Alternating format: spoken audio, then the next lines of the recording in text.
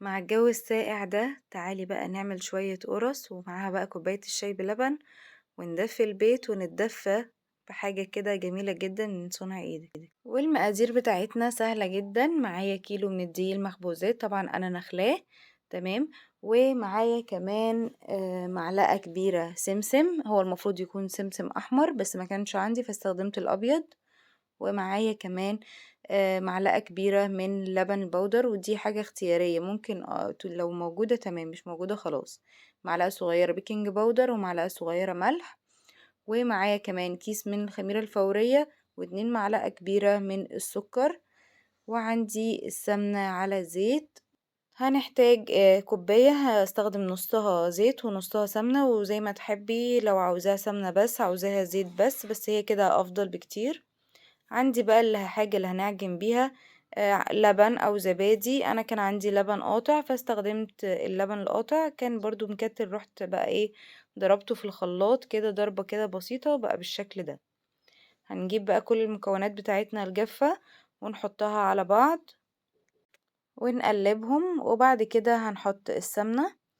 ولازم بقى بعد ما نحط السمنة نبسهم كويس جدا كأننا بنعمل كحك. بعد كده بناخدهم على العجان او بايدينا ونعجنهم كويس جدا، وننزل باللبن او بالزبادي او بالمية ايا كان بس بيكون دافي بالتدريج. انا اخدت معايا حوالي كوبايتين ونص من اللبن القاطع، وطبعا بيكون دافي مبيكونش ساقع، وبسيبهم بقى في مكان دافي عشان يختمروا كويس. بجيب بقى البلح العجوة بتاعي ده كان عندي وفصصته، حطيت له بقى معلقة من القرفة ومعلقتين من السمسم بالمعلقة الصغيرة، وحطيت كمان معلقتين من السمنة البلدي، وعلى النار بقى كده، ومعاهم شوية مية كده بالتدريج، يعني حوالي ربع كوباية نص كوباية لغاية ما يبقى معاكي معجون تمر يعني حلو كده زي العجوة اللي بنشتريها. ممكن تحطيها كمان في الكبة تفرميها لو انتي عاوزاها ناعمة قوي. جبت الصاج وحطيت له ورق زبدة وكمان دهنة بسيطة من الزيت، وهبدأ ان انا اقطع العجين بتاعي. بعد ما اختمر اخدت معايا ساعة ونص عشان الجو كان ساقع.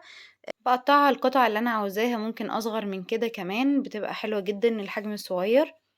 باجيب بقى قطعة العجينة وافردها كده في ايدي واحط الحشو اللي انا عاوزاه، وممكن اخليها سادة واقفل عليها كويس جدا واسيبها بقى في الصاج بتاعي عشان هنسيبها تختمر كمان. دي الكمية بتاعتنا. هبدأ ان انا اعمل فتحات كده عشان اعلم بقى اللي هو المحشي، عملت له كده بالسكينة. والسادة نقطته بالخلة الشيش، وهسيبهم بقى يختمروا كده، واكون مشغلة الفرن طبعا على درجة حرارة 200. هحطها في الرف الأوسط بتاخد لون من تحت، وبعد كده بشغل الشواية عليها تاخد لون من فوق، وبخرجها وبرش عليها كده رشة مية عشان خاطر تفضل طرية معايا. جميلة جدا، واتمنى تكون الوصفة بسيطة وتكون عجبتكم. اتمنى بقى لو شفت الفيديو وعجبك ياريت ما تنسينيش في اللايك والاشتراك في القناة على اليوتيوب وصفة هدير سعد. وياريت لو شفت الفيديو على الفيسبوك ياريت تعملي شير او تعلقي حتى لو بحرف عشان توصل لأكبر عدد ممكن من المتابعين. شكرا جدا ليكم، والسلام عليكم ورحمة الله وبركاته.